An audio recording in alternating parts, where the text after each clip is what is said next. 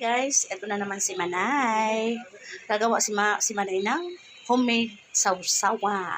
Ito yung ating suka. Ubusin ko to mga guys. Tapos, nilagyan ko lang siya guys ng 2 kutsaritang asin, 1 cup na patis, at ito yung pang-ibabaw natin sa lagayan, sa bote.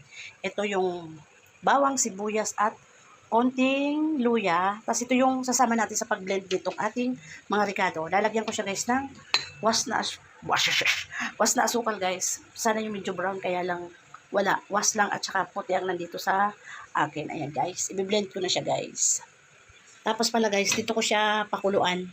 Kahit isang kulo lang siya guys, na maluto lang yung mga ricado. Ayan. Kasi nung last na, nakaraan na gawa ko guys, hindi ko siya pinakulan. Pero okay naman siya. Habang tumatagal, mabango naman. Try ko lang naman na pakuluan ngayon yung ating homemade sausawa na suka. Ayan. Na guys, kumulo na yung ating homemade sausawa. Palalamigin ko na muna to guys bago ko ilalagay sa bote. Ayan na siya guys. Ayan, okay na to. Ito na pala guys yung aking homemade sausawan. Ayan na guys. Gagamitin ko na siya guys dito sa sausawan sa aming tortang alamang na sariwa. Ayan ang ulam namin ngayong tanghali. Tsaka yung tira kong ginisang guys, pechay. Ayan.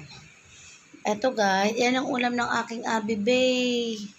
Tapos ito yung tira pa namin kanin. Ayan, mga inilit ko yan guys.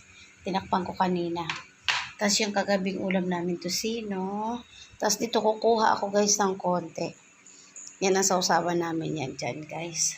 Ayan, dumating na yung aking maglolo. Kakain na kami mga guys. Bye guys. Thank you. God bless po.